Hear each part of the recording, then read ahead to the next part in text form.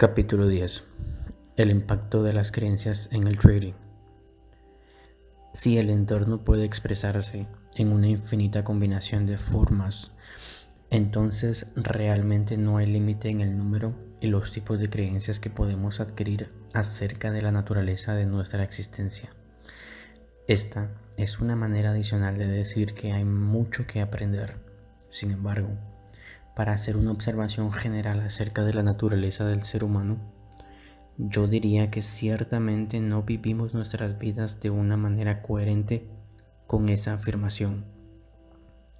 Si es cierto que es posible creer casi cualquier cosa, entonces, ¿por qué siempre discutimos y luchamos el uno con el otro? ¿Por qué no tenemos todos el derecho de expresar nuestras vidas en una forma que refleje lo que hemos aprendido a creer? Tiene que haber algo detrás de nuestro incesante intento de convencer a otros de la validez de nuestras creencias y negar la validez de la de ellos. Considere que cada conflicto, desde el más pequeño al más grande, desde el menos al más importante, ya sea entre individuos, culturas, sociedades o naciones, es siempre el resultado de las creencias en conflicto. ¿Qué características de nuestras creencias nos hacen intolerantes de creencias diferentes? En algunos casos somos tan intolerantes que estamos dispuestos a matarnos el uno al otro por defender nuestro propio punto de vista. Mi teoría personal es que las creencias no solo son de energía estructurada, sino que también esta energía parece ser consciente, o al menos en alguna medida parecen tener un cierto grado de conciencia. En caso contrario, ¿cómo podemos explicar nuestra capacidad para reconocer en el exterior lo que está en el interior? ¿Cómo sabríamos que nuestras expectativas se están cumpliendo? ¿Cómo sabríamos cuando no lo están? ¿Cómo sabríamos que estamos siendo enfrentados con información o circunstancias que contradicen lo que creemos? La única explicación que tengo es que cada creencia individual tiene que tener algún grado de conciencia o conciencia de sí misma, haciendo que funcione como lo hace. La idea de que la energía tiene algún grado de conciencia puede ser difícil de aceptar para algunos de ustedes, pero hay varias observaciones que podemos hacer sobre nuestra naturaleza individual y colectiva que apoyan esta posibilidad. En primer lugar, todos quieren que le crean. No importa qué creencia sea, la experiencia de ser creído hace que se sienta bien. Creo que estos sentimientos son universales, lo que significa que se aplican a todos. Por el contrario, a nadie le gusta que no le crean. Esto no se siente bien. Si me dicen yo no creo en usted, el sentimiento negativo que resonaría en todo su cuerpo y la mente es también universal. Del mismo modo, a ninguno de nosotros le gusta tener nuestras creencias desafiadas. El desafío se siente como un ataque. Toda persona, sin importar de la creencia, parece responder de la misma manera. 2 puntos. La respuesta típica es discutir, defendernos, defender nuestras creencias y, de acuerdo a la situación, atacar. Cuando nos expresamos queremos ser escuchados. Si creemos que la otra parte no nos pone atención, ¿cómo nos sentimos? Nada bien. Una vez más, creo que esta respuesta es universal. Por el contrario, ¿por qué es tan difícil ser un buen oyente? ¿Por qué para ser un buen oyente realmente tenemos que escuchar sin pensar en cómo vamos a expresarnos en el momento en que, educada o bruscamente, interrumpimos a la persona que habla? ¿Cuál es la fuerza detrás de nuestra incapacidad para escuchar sin interrumpir? ¿Acaso no nos gusta estar con personas de creencias similares, ya que se siente cómodo y seguro? ¿Acaso no evitamos a las personas de creencias diferentes o en conflicto con las nuestras porque se siente incómodo o incluso amenazador? El fondo de esta implicación es que en el momento en que adquirimos una creencia, esta parece adquirir vida propia. haciendo que nosotros reconozcamos y atraigamos a nuestros semejantes y rechacemos todo lo que es opuesto o contradictorio. Teniendo en cuenta el gran número de diferentes creencias que existen, si esos sentimientos de atracción o comodidad de ser rechazados o amenazados son universales, entonces cada creencia debe ser consciente en alguna forma de su existencia. Y esta conciencia de energía estructurada debe comportarse de una forma característica que es común para todos. Título: la principal característica de una creencia. Hay 3 características básicas que usted necesita comprender con el fin de interiorizar las 5 verdades fundamentales del trading a un nivel funcional en su entorno mental. Primero, las creencias parecen adquirir vida propia y por lo tanto se resisten a cualquier fuerza que intente modificar su forma actual. Segundo, toda creencia activa exige ser expresada. Tercero, las creencias siguen actuando sin importar si somos conscientes o no de su existencia en nuestro entorno mental. Explicando la primera premisa, 2 puntos, las creencias se resisten a cualquier fuerza que intente modificar su forma actual. Tal vez no comprendamos la dinámica de cómo las creencias mantienen su integridad estructural, pero podemos saber que lo hacen, incluso frente a extrema presión o fuerza. A lo largo de la historia de la humanidad hay muchos ejemplos de personas cuya creencia en alguna cuestión o causa era tan poderosa que optaron por soportar humillaciones, tortura y muerte en lugar de expresarse en una forma que iba en contra de sus creencias. Esta es, sin duda, una demostración de lo poderoso que pueden ser las creencias y el grado al cual pueden resistir cualquier intento de ser alteradas o violadas de la manera más mínima. Las creencias parecen estar compuestas de un tipo de energía o fuerza que se opone en forma natural a cualquier otra fuerza que intente cambiar su forma actual. ¿Significa esto que no pueden ser modificadas? Por supuesto que no. Simplemente significa que tenemos que entender cómo debemos trabajar con ellas. Las creencias pueden ser alteradas, pero no en la forma en la que la mayoría de la gente puede pensar. Creo que una vez que una creencia ha sido formada, no puede ser destruida.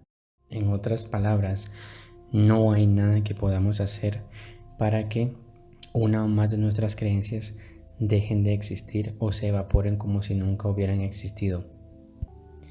Esta afirmación está fundada en una ley básica de la física.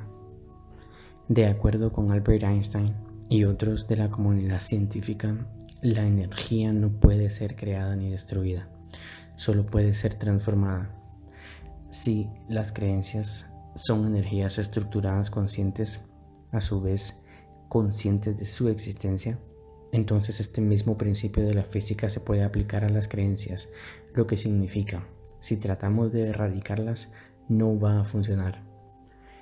Si usted sabía que alguien o algo está tratando de destruirlo, ¿cómo respondería?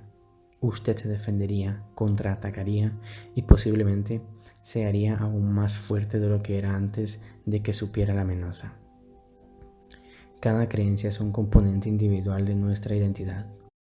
No es razonable suponer que, en caso de una amenaza, cada creencia respondería de manera que fuera coherente a cómo todas las partes responderían colectivamente. El mismo principio es válido si tratamos de actuar como si una creencia particularmente molesta no existe. Si se despertó en una mañana y todas las personas que conocía le ignoran, usted actuó como si no existían. ¿Cómo respondería? Probablemente no pasaría mucho tiempo antes de que agarre a alguien y lo encare para tratar de obligarlo a que lo reconozca. Nuevamente, si se ignoran las creencias a propósito, cada creencia individual actuará de la misma forma. Estos encontrarán una manera de mostrarse en nuestro proceso de pensamiento consciente o nuestro comportamiento. El modo más fácil y eficaz de trabajar con nuestras creencias es poco a poco sacarles energía hasta inactivarlas o hacerlas no funcionales. Llamo a este proceso desactivación. Después de la desactivación, la estructura original de la creencia permanece intacta, por lo que técnicamente no ha cambiado.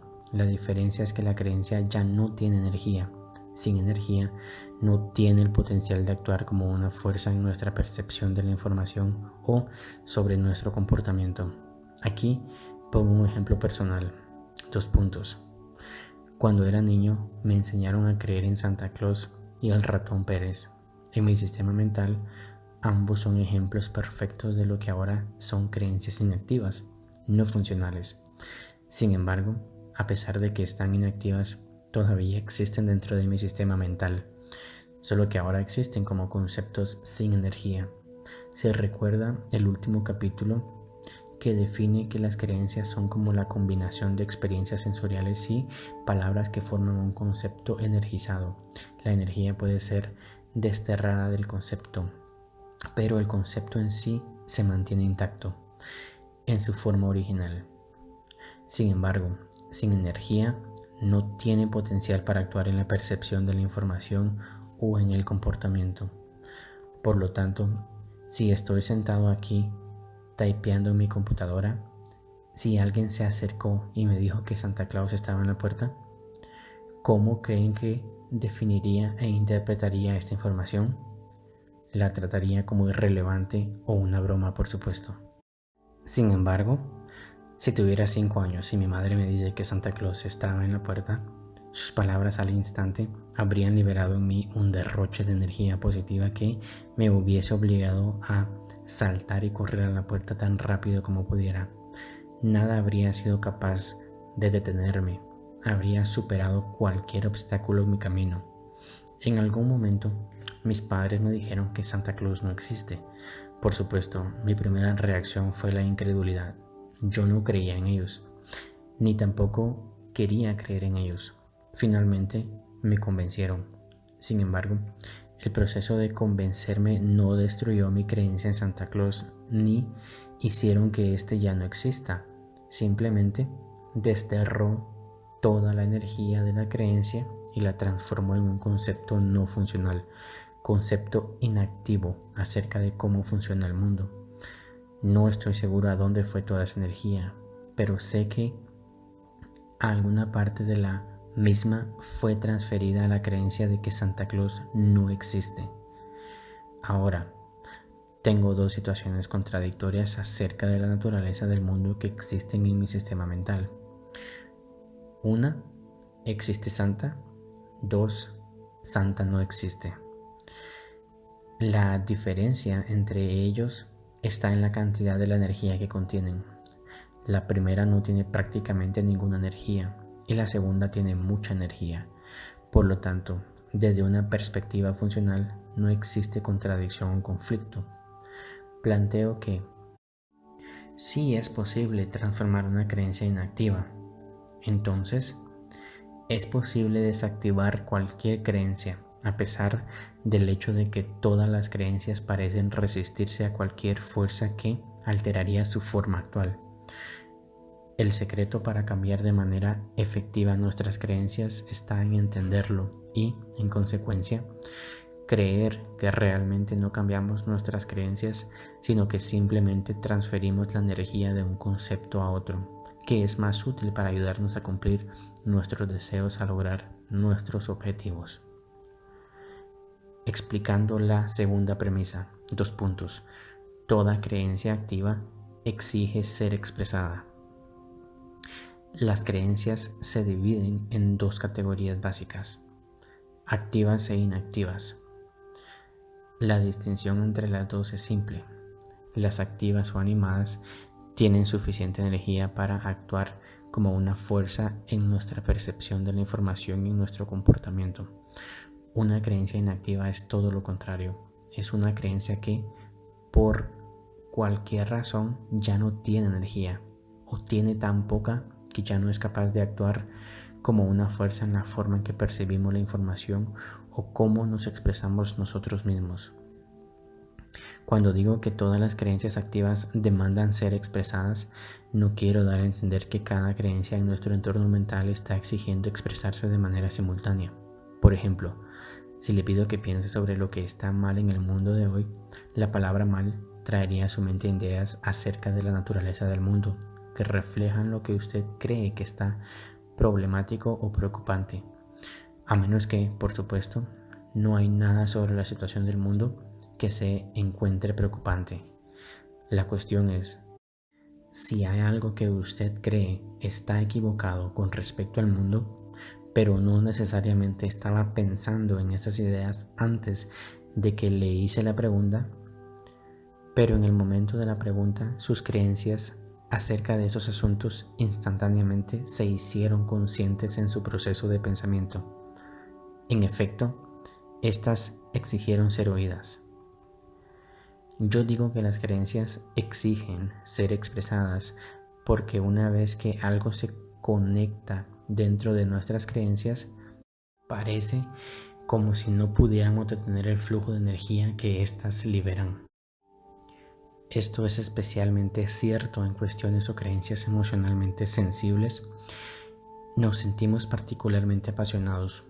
Usted podría pensar, ¿por qué querría cohibirme de expresar mis creencias? Podría haber varias razones.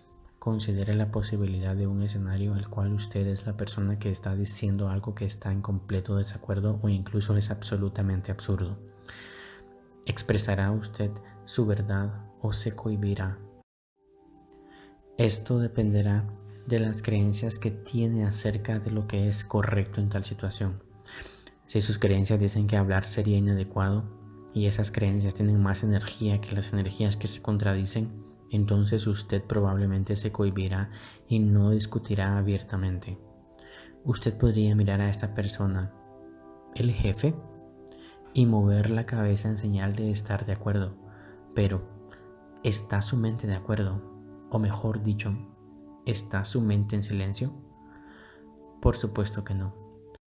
Su posición sobre las cuestiones expuestas contrarresta eficazmente cada uno de los puntos que el jefe está presentando.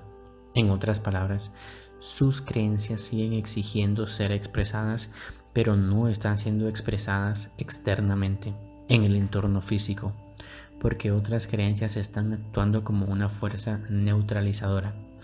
Sin embargo, ellas pronto encontrarán una manera de salir, ¿verdad? Tan pronto como usted se encuentra fuera de la situación, probablemente se encontrará una manera de descargar o incluso expulsar de su lado aquel argumento. Probablemente describirá lo que tuvo que soportar de alguien que usted cree le prestará una atención comprensiva. Este es un ejemplo de cómo nuestras creencias demandan ser expresadas cuando se encuentran en conflicto con el entorno externo. Pero ¿qué sucede cuando una o más creencias están en conflicto con nuestros propósitos, metas, sueños o deseos? Las consecuencias de este conflicto pueden tener un efecto profundo en nuestro trading. Como ya hemos aprendido, las creencias crean distinciones de la forma en que el entorno externo puede manifestarse. Las distinciones, por definición, son límites. La conciencia humana, por otra parte, parece ser mayor que la suma total de todo lo que hemos aprendido a creer. Este mayor que se refiere a la calidad de la conciencia humana que nos da la capacidad de pensar en cualquier dirección que uno elija, ya sea dentro o fuera de los límites impuestos por nuestras creencias. Al pensar fuera de los límites de nuestras creencias, es lo que comúnmente se denomina el pensamiento creativo, cuando deliberadamente elegimos cuestionar sobre nuestras creencias, cuestionar lo que sabemos y deseamos sinceramente una respuesta. Nosotros preparamos nuestras mentes para recibir una brillante idea, inspiración o solución de la cuestión formulada. La creatividad, por definición, engendra algo que anteriormente no existió. Nosotros recibimos, por definición, automáticamente, ideas o pensamientos que están fuera de todo lo que ya existe en nuestra mente racional, como una creencia o un recuerdo. Hasta lo que sé, no hay consenso entre los artistas inventores religiosos o comunidades científicas en cuanto al origen exacto de la información creativa generada. Sin embargo, lo que sabemos es que la creatividad parece ser ilimitada y sin fronteras. Si hay algún límite en el modo en que podemos pensar, ciertamente no lo han encontrado todavía. Considere la asombrosa velocidad a la que la tecnología se ha desarrollado en los últimos 50 años. Cada invención o desarrollo en la evolución de la humanidad nació en la mente de las personas que estaban dispuestas a pensar fuera de los límites dictados de lo que habían aprendido a creer. Si todos nosotros tenemos la inherente capacidad de pensar creativamente, y creo que todos lo tenemos, entonces también tenemos la posibilidad de encontrar lo que yo llamo una experiencia creativa. Yo defino una experiencia creativa como la experiencia de algo nuevo o fuera de los límites impuestos por nuestras creencias. Podría ser una nueva visión, algo que nunca hemos visto antes, pero que a partir de la perspectiva del entorno siempre ha estado allí. O podríamos experimentar un nuevo sonido, olor, sabor o contacto.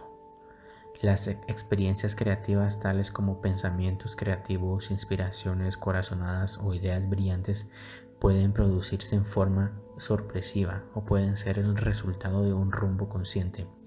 En cualquier caso, cuando lo experimentamos podemos estar frente a uno de los principales dilemas psicológicos. Una ocurrencia creativa, ya sea en forma de un pensamiento o una experiencia, esta puede provocar que seamos atraídos por el deseo hacia algo que está en conflicto directo con una o más de nuestras creencias. Para ilustrar el punto, vamos a volver al ejemplo del niño y el perro. Recordemos que el niño tuvo varias experiencias dolorosas con los perros. La primera experiencia fue real desde la perspectiva del entorno. Las otras, sin embargo, fueron el resultado de cómo su mente procesó la información, basado en el funcionamiento de la asociación y mecanismos antidolor.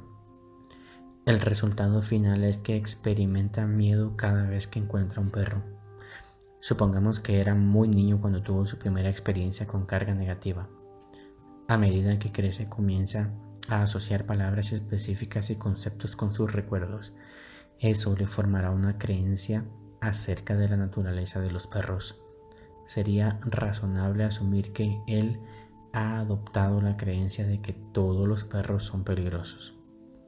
Con el uso de la palabra todos, la creencia del niño queda estructurada de una manera que asegura que va a evitar todos los perros. Él no tiene ninguna razón para cuestionar esta creencia, porque cada experiencia ha confirmado y reforzado su validez. Sin embargo, él y todos los demás en el planeta es susceptible a tener una experiencia creativa. En circunstancias normales, el niño hará todo lo posible para asegurarse de que no se va a encontrar con un perro, pero ¿qué pasa si algo inesperado y no deseado ocurre? Supongamos que el niño está caminando con sus padres y como resultado se siente seguro y protegido. Ahora, supongamos que el niño y sus padres caminan hacia una esquina ciega y no pueden ver lo que está al otro lado. Ellos se encuentran en una escena el cual varios niños de aproximadamente su misma edad están jugando con perros, y además es evidente que algunos se divierten bastante. Esta es una experiencia creativa. El niño se enfrenta con la indiscutible información de lo que él piensa acerca de la naturaleza de los perros, que no es cierto. ¿Qué pasa? En primer lugar, la experiencia no estuvo en la conciencia del niño. Él no tomó voluntariamente la decisión de exponerse a sí mismo a la información que contradecía lo que él creía que era verdad. Podemos llamar a esto una experiencia creativa inadvertida, porque el entorno externo le obligó a enfrentar otras posibilidades que no creía que existieran. En segundo lugar, la experiencia de ver a otros niños que juegan con perros y a estos no les hacen daño, lleva a su mente a un estado de confusión. Después que la confusión pasa, ¿cómo empezará a aceptar las posibilidades de que no todos los perros son peligrosos? Varios escenarios son posibles. Fíjese a los otros niños de su misma edad, con lo que podría identificarse plenamente, jugando con los perros. Esto podría inducir al niño a querer ser como los otros niños y divertirse también con los perros. Si ese es el caso, este inadvertido encuentro creativo ha hecho que quiera expresarse de una manera que antes no era posible creer, que es interactuar con los perros. De hecho, la idea se veía tan remota que no se le habría ocurrido ni siquiera imaginarla. Ahora, no solo la considera, sino que la desea. ¿Será capaz de expresarse de una manera compatible con su deseo? La respuesta a esta pregunta es una cuestión de la dinámica de energía. Hay dos fuerzas en el niño que están en conflicto directo una con la otra y que compiten por expresarse. Su creencia de que todos los perros son peligrosos y su deseo de divertirse y ser como los demás niños.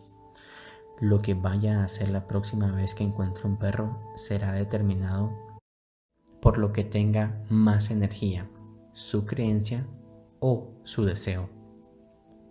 Dado la intensidad de la energía en su creencia de que todos los perros son peligrosos, podemos suponer razonablemente que su convicción tendrá mucha más energía que su deseo. Si ese es el caso, entonces su próximo encuentro con un perro será muy frustrante. A pesar de que pueda querer tocar la mascota, se encontrará con que no puede interactuar con ellos de ninguna manera. La palabra todos en su creencia actuará como una fuerza paralizante que le impide el cumplimiento de su deseo. Él podría estar perfectamente consciente del hecho que el perro que él quiere acariciar no es peligroso y no le hará daño, pero él no será capaz de acariciar al perro hasta que equilibre el balance de energía a favor de su deseo. Si el niño realmente quiere interactuar con los perros, tendrá que superar su miedo. Esto significa que tendrá que desactivar su creencia de que todos los perros son peligrosos para que pueda adquirir una creencia acerca de los perros que sea más coherente con su deseo. Sabemos que los perros pueden expresarse de una amplia variedad de formas, de cariñoso y amistoso hasta rudo y agresivo. Sin embargo, un porcentaje pequeño de ellos cae en esta categoría de rudo y agresivo. Una buena creencia para que el niño pueda adoptar sería algo así como: la mayoría de los perros son amistosos, pero algunos pueden ser rudos y agresivos. Esta creencia le permitirá aprender a reconocer las características y patrones de comportamiento que le dirán con cuáles perros jugar y cuáles perros evitar. Sin embargo, la cuestión más amplia es: ¿cómo puede el niño desactivar la creencia de que todos los perros son peligrosos para que pueda superar su miedo? Recuerde que todas las creencias se resisten naturalmente a cualquier fuerza que pueda poner en peligro su forma actual, pero, como he indicado anteriormente, el enfoque adecuado no es tratar de alterar las creencias, sino más bien deshacer la energía y canalizarla hacia otra creencia que se adapte mejor a nuestros propósitos. Para desactivar el concepto de lo que la palabra todos representa, el niño tendrá que crear una experiencia con el perro de carga positiva en algún momento. El niño tendrá que pasar a través de su miedo y dar el primer paso. Al hacer esto, podría requerir un gran esfuerzo por parte del niño y emplear una cantidad considerable de tiempo. Al comienzo del proceso, su nueva creencia sobre los perros podría ser solo lo suficientemente fuerte como para permitirle que, en la presencia de un perro, se mantenga a distancia y no huya. Sin embargo, cada encuentro con un perro, incluso a distancia, que no resulte negativo en el resultado para que vaya disminuyendo cada vez más la energía negativa de su creencia de que todos los perros son peligrosos. Finalmente, cada nueva experiencia positiva le permitirá cerrar la brecha entre él y un perro poco a poco, hasta el momento que pueda realmente tocar al perro. Desde una perspectiva dinámica de la energía, el niño será capaz de tocar un perro cuando su deseo de hacerlo es al menos un grado mayor en intensidad que su creencia de que todos los perros son peligrosos. El momento en que realmente toque un perro tendrá el efecto de ayudarlo a deshacerse de la mayor parte de la energía negativa del concepto de todos y la transferirá a la creencia que refleje su nueva experiencia. A pesar de que probablemente no es común, hay personas que, por diversas razones, están lo suficientemente motivados para experimentar voluntariamente los procesos antes descritos. Sin embargo, ellos pueden no ser conscientes de la dinámica de la energía involucrada.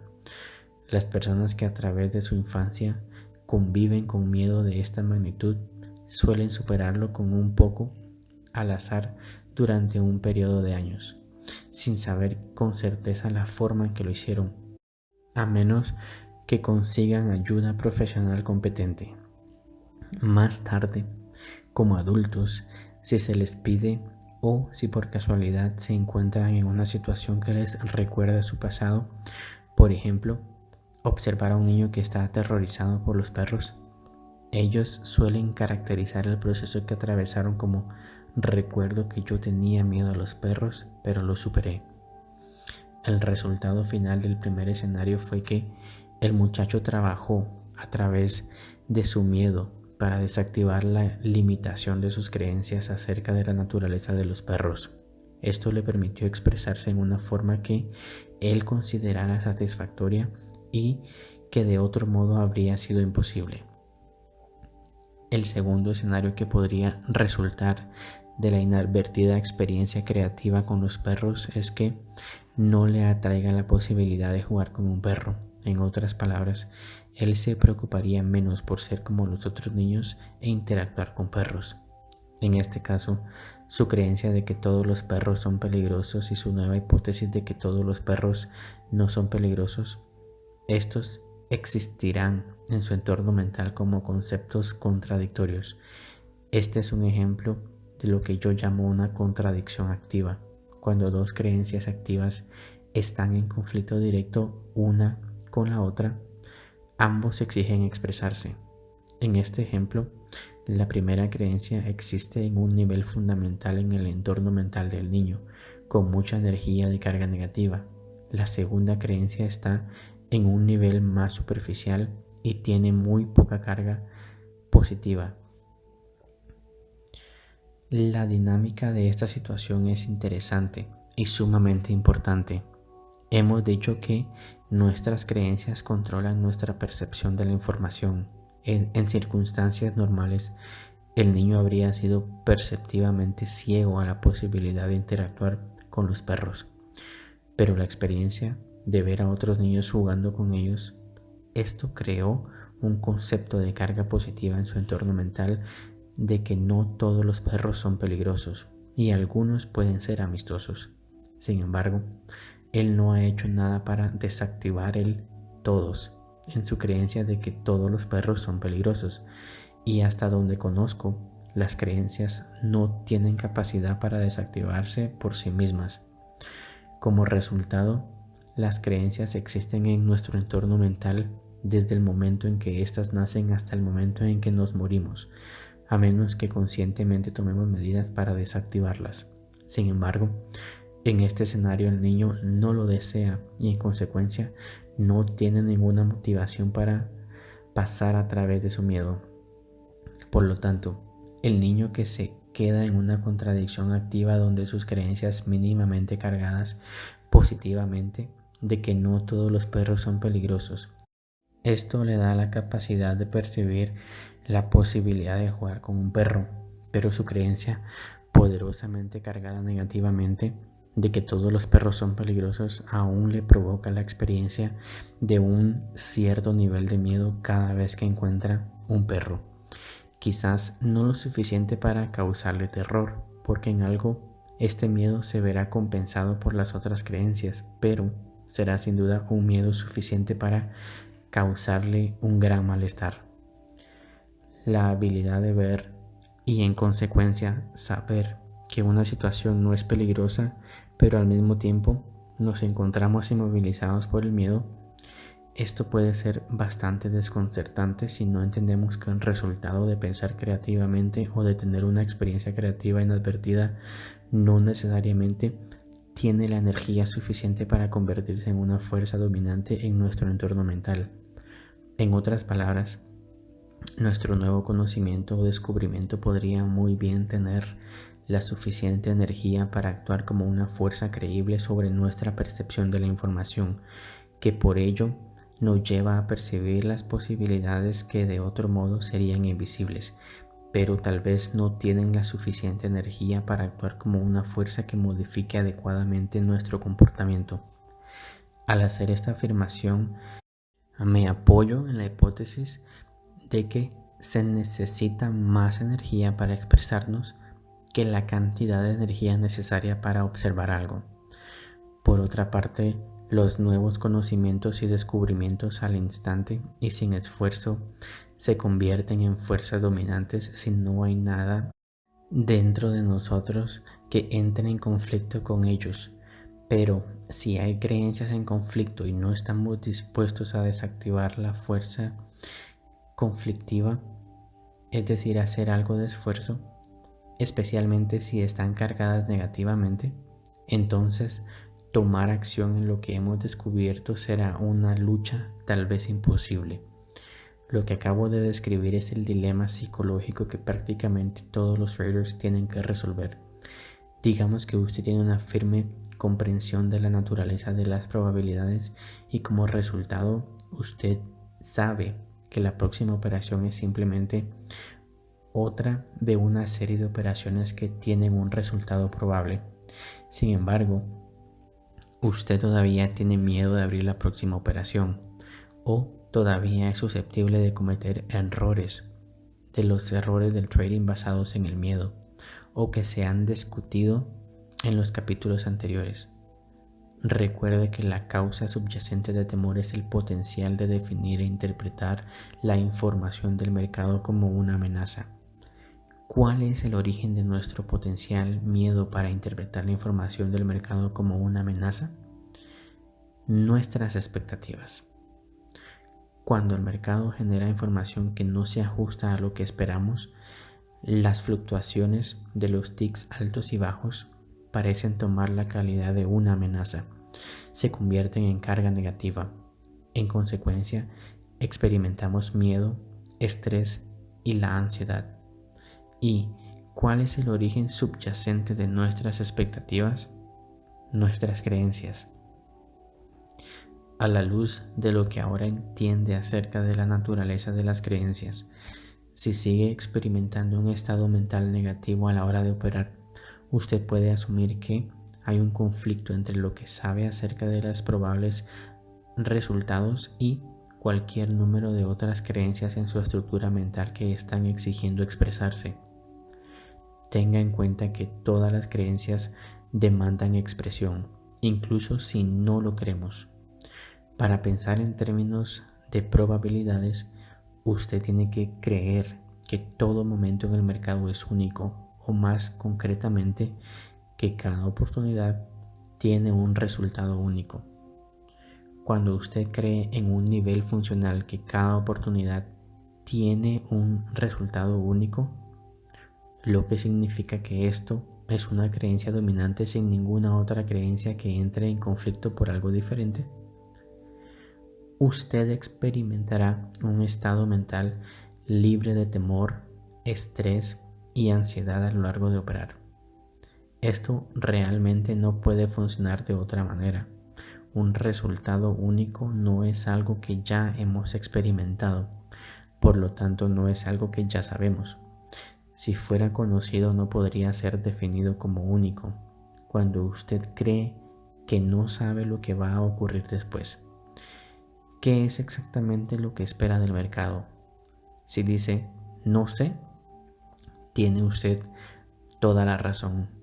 Si usted cree que algo pasará y que no necesita saber exactamente qué es ese algo para hacer dinero, entonces, ¿dónde está el potencial para definir e interpretar la información del mercado como una amenaza dolorosa?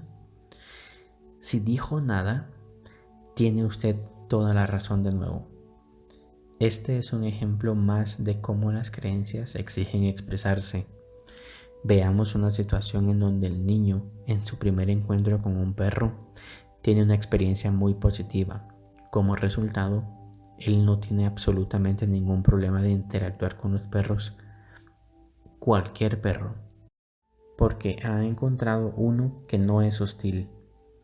Por lo tanto, no tiene ningún concepto, ninguna creencia activa o con energía de que es posible que un perro le provoque cualquier daño o le cause una experiencia dolorosa.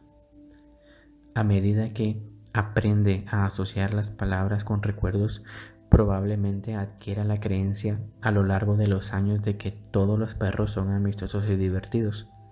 Por lo tanto, cada vez que un perro entra en el ámbito de su conciencia, esta creencia demanda ser expresada desde la perspectiva de otra persona.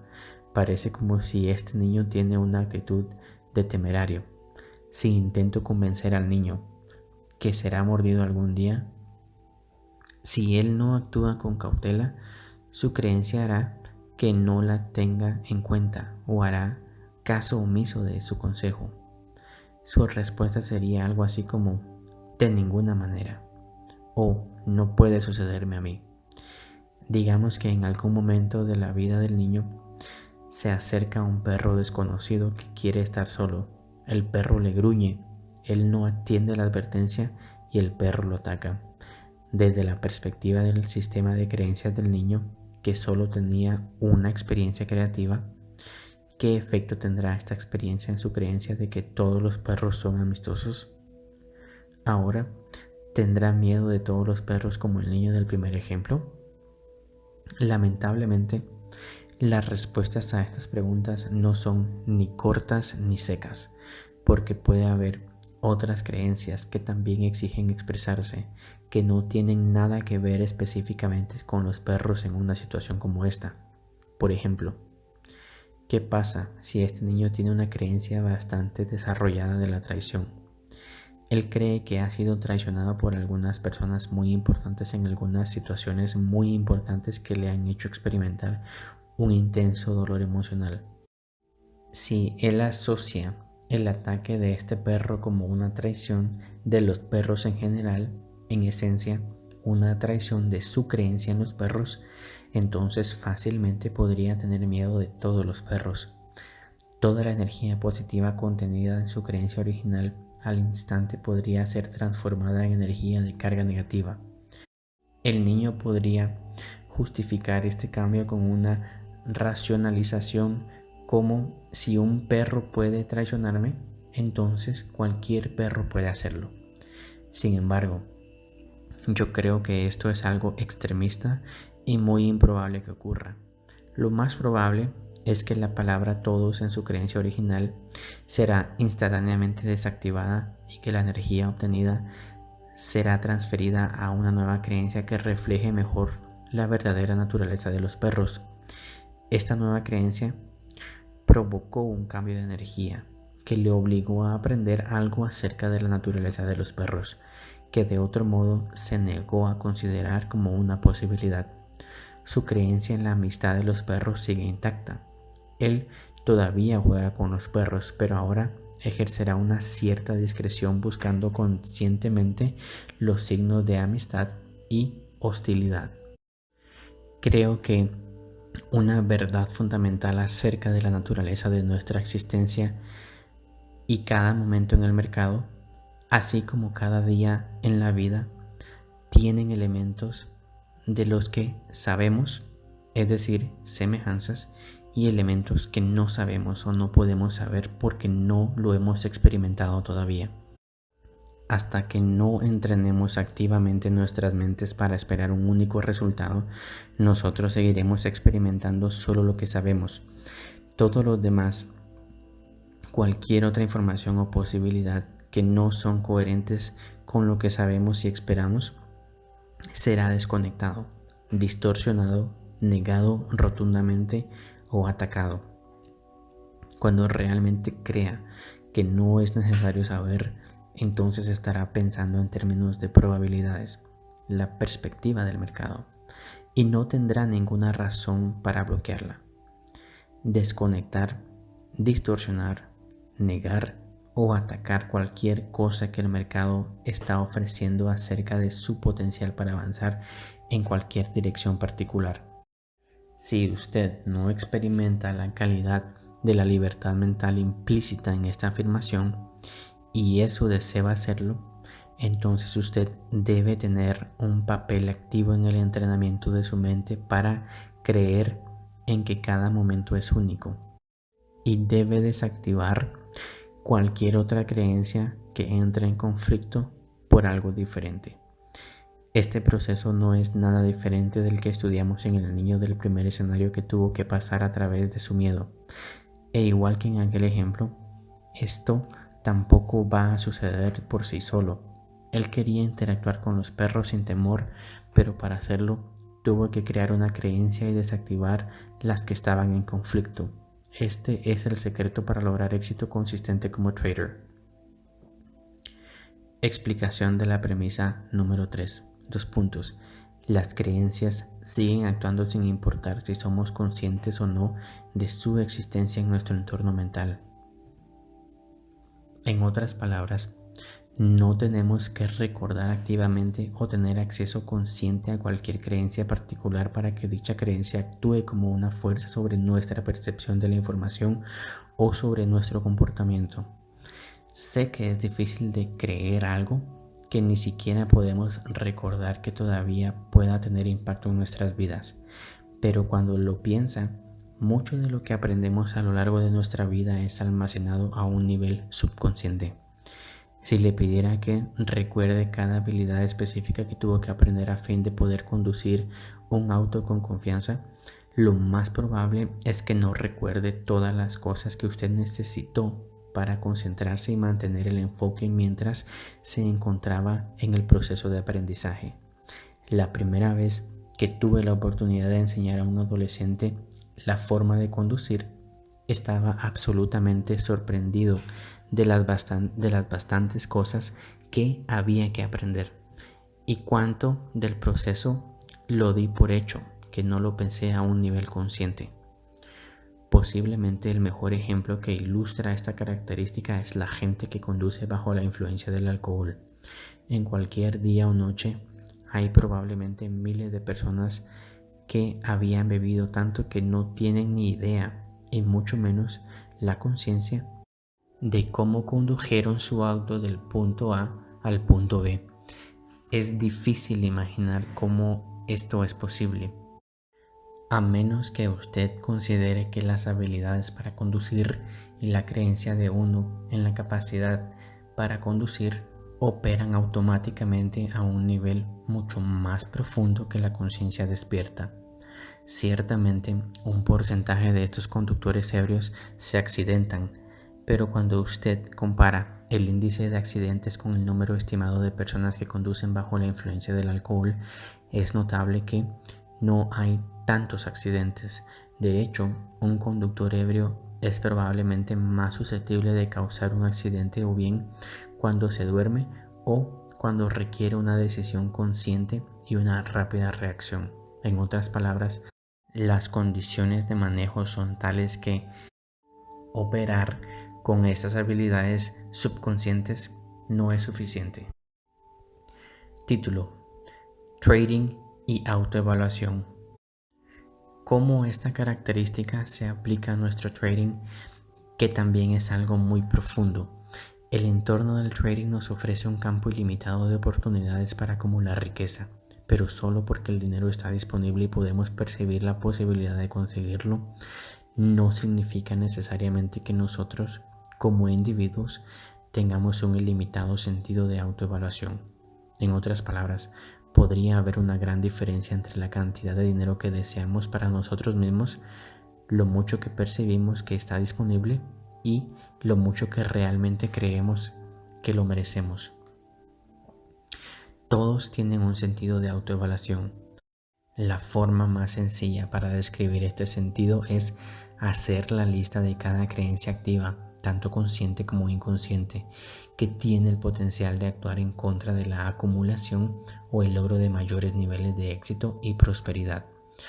Compare la energía de las creencias positivamente cargadas contra la energía de las creencias negativamente cargadas.